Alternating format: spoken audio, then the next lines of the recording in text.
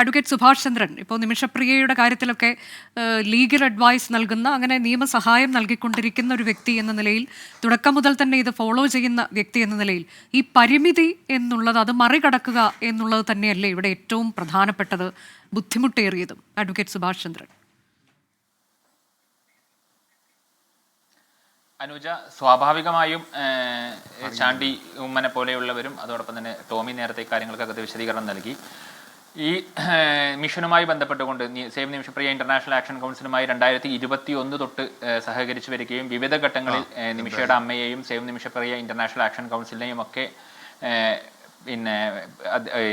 പ്രതിനിധീകരിച്ചുകൊണ്ട് കോടതി മുമ്പാകെ കേസ് ചെയ്ത ഒരാളെന്ന രീതിയിൽ ഇതിനകത്ത് പലപ്പോഴും എനിക്ക് തോന്നിയിട്ടുള്ളൊരു പ്രശ്നം എന്ന് പറയുന്നത്, നമ്മുടെ ഉദ്യോഗസ്ഥ വൃന്ദത്തിൻ്റെയും അതോടൊപ്പം തന്നെ പൊളിറ്റിക്കൽ ലീഡർഷിപ്പിൻ്റെയും ഇത്തരം വിഷയങ്ങളോടുള്ള ഒരു സെൻസിറ്റൈസേഷൻ, അത് നമ്മുടെ ഇന്ത്യൻ സംവിധാനത്തിനകത്ത് വളരെ കുറവാണ്.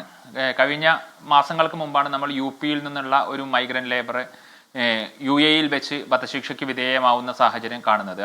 അന്നത്തെ അന്ന് വരുന്ന വാർത്തകൾ, അവർ വധശിക്ഷയ്ക്ക് വിധേയമാകുന്ന സമയത്ത് അവിടുത്തെ ഇന്ത്യൻ എംബസിയോ അല്ലെങ്കിൽ നമ്മുടെ ഇന്ത്യൻ ഗവൺമെന്റോ ഇക്കാര്യം അറിയുന്നില്ല. അതിനുശേഷം വധശിക്ഷ നടപ്പാക്കിയതിനു ശേഷം മാത്രമാണ് ഈ കാര്യങ്ങൾക്കകത്ത് ഒരു പുറം ലോകം ഇക്കാര്യം അറിയുന്നത്.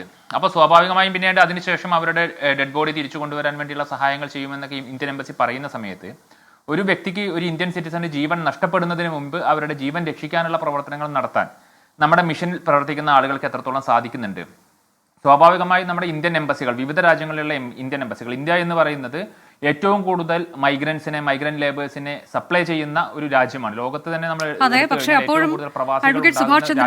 ഇത് യമനിലാണ് എന്നുള്ളത് തന്നെയല്ലേ അതിന്റെ ഏറ്റവും വലിയ പരിമിതി? ഇപ്പൊ മറ്റ് രാജ്യങ്ങളുമായി നമ്മൾ താരതമ്യം ചെയ്യുമ്പോൾ യമൻ എന്നുള്ളത് തന്നെ ഇവിടെ വലിയൊരു പരിമിതിയാണ് ഇടപെടലിന് എന്നുള്ളതല്ലേ അതിന്റെ വാസ്തവം?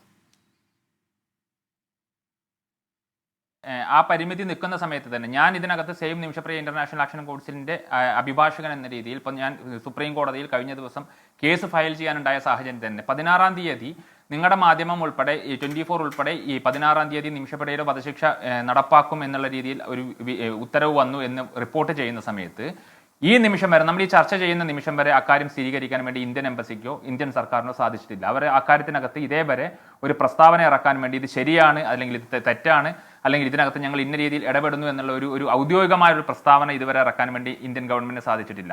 അത് നമ്മുടെ പരിമിതിയാണ്. ഞാൻ പറയുന്നത് ആ പരിമിതികൾ മറികടക്കണം. അതിനുവേണ്ടിയുള്ള പോരാട്ടമാണ് ഞങ്ങൾ നടത്തുന്നത്. ഇതൊരു നിമിഷയുടെ കേസ് മാത്രമല്ല, ലക്ഷക്കണക്കിന് വരുന്ന, കോടിക്കണക്കിന് വരുന്ന പ്രവാസികൾക്ക് വേണ്ടി, അവർക്ക് വിവിധ രാജ്യങ്ങൾക്കകത്ത് നീതി ഉറപ്പാക്കുന്നതിന് വേണ്ടി ഇതുപോലെയുള്ള നിരവധി കേസുകൾക്കകത്ത് പെട്ട് കിടക്കുന്ന നിരവധി പേരുണ്ട്.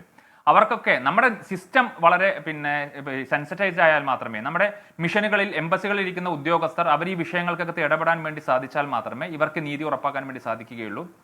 ആ ഉറപ്പാക്കുന്നതിന് വേണ്ടിയുള്ള പോരാട്ടമാണ്. ഈ നിമിഷയുടെ കേസ് തന്നെ ഞങ്ങൾക്ക് സുപ്രീം കോടതിയിലേക്ക് എത്തിക്കേണ്ടത്, ഈ നമ്മുടെ സുപ്രീം കോടതിയിൽ ഫയൽ ചെയ്തിരിക്കുന്ന ഈ കേസിനകത്ത് 2 പ്രയറുകൾ എന്ന് പറയുന്നത് ഡിപ്ലോമാറ്റിക് ചാനലിനകത്ത് ഈ നെഗോസിയേഷൻ പ്രോസസ്സ് നടത്തണം. കേന്ദ്ര സർക്കാർ ആ ഉത്തരവാദിത്തം ഏറ്റെടുക്കണം. ഞങ്ങൾ കൃത്യമായി സർക്കാരിനോട് പറഞ്ഞിട്ടുണ്ട്, ₹1 പോലും ഇന്ത്യയുടെ എക്സ്ചക്കറിൽ നിന്ന്, ഇന്ത്യൻ ഖജനാവിൽ നിന്ന് ഈ നിമിഷയുടെ മോചനത്തിന് വേണ്ടി ചെലവഴിക്കേണ്ട കാര്യമില്ല. അതിനുവേണ്ടി ₹1 പോലും ദിയാദനം സർക്കാർ നൽകേണ്ടതില്ല. പൂർണ്ണമായും ആ പണം ഞങ്ങൾ നൽകും. നേരത്തെ അനുജ സൂചിപ്പിച്ചതുപോലെ അവിടെയുള്ള പരിമിതികൾ, ആ പരിമിതികൾ ഞങ്ങൾക്കാണ് ഏറ്റവും കൂടുതലുള്ളത്. കാരണം നിമിഷയുടെ ബന്ധുക്കളും സുഹൃത്തുക്കളും നിമിഷയെ സഹായിക്കാൻ വേണ്ടി നിൽക്കുന്നവർക്കും അവിടേക്ക് 2016 മുതൽ യാത്രാവിലക്കുള്ളത് കൊണ്ട് യാത്ര ചെയ്യാൻ സാധിക്കുകയില്ല. 2016 മുതൽ യാത്രാവിലക്കുള്ളത് കൊണ്ട് അവിടെ ഇന്ത്യൻ ഡയസ്പൊറകളില്ല, ഇന്ത്യൻ സംഘടനകളില്ല. അതുകൊണ്ട് അതിനകത്ത് ചെയ്യാൻ പറ്റാവുന്ന ഏറ്റവും പ്രധാനപ്പെട്ട സ്റ്റേക്ക് ഹോൾഡർ എന്ന് പറയുന്നത് ഇന്ത്യൻ സർക്കാർ മാത്രമാണ്, മിനിസ്ട്രി ഓഫ് എക്സ്റ്റേണൽ അഫയേഴ്സ് മാത്രമാണ്. നമുക്ക് നേരത്തെ ഈ ഇറാനുമായി നല്ല ബന്ധമുണ്ടായിരുന്നു, നമുക്ക് ഒമാനുമായി ഇപ്പോഴും നല്ല ബന്ധമുണ്ട്. ഈ ഇരു രാജ്യങ്ങൾക്കും ഈ നിലവിലുള്ള ഹൂത്തി ഭരണകൂടവുമായി നല്ല ബന്ധമുണ്ട്. ഈ സാധ്യതകളൊക്കെ ഉപയോഗപ്പെടുത്താൻ സാധിക്കുക. വ്യക്തിപരമായി സുഭാഷ് ചന്ദ്രനോ അല്ലെങ്കിൽ സേവ് നിമിഷപ്രിയ ഇന്റർനാഷണൽ ആക്ഷൻ കൗൺസിലിനോ അല്ലെങ്കിൽ MLA എന്ന രീതിയിൽ ചാണ്ടി ഉമ്മനോ ഇറാനോടോ അതല്ലെങ്കിൽ ഒമാനോടോ ഇക്കാര്യം അഭ്യർത്ഥിക്കാൻ പറ്റില്ല. പക്ഷേ ഇന്ത്യൻ സർക്കാർ എന്ന രീതിയിൽ, ഒരു റിപ്പബ്ലിക് ഓഫ് ഇന്ത്യ എന്ന രീതിയിൽ നമുക്ക് ഈ രാജ്യങ്ങളോട് ഇടപെടാൻ വേണ്ടി ആവശ്യപ്പെടാം.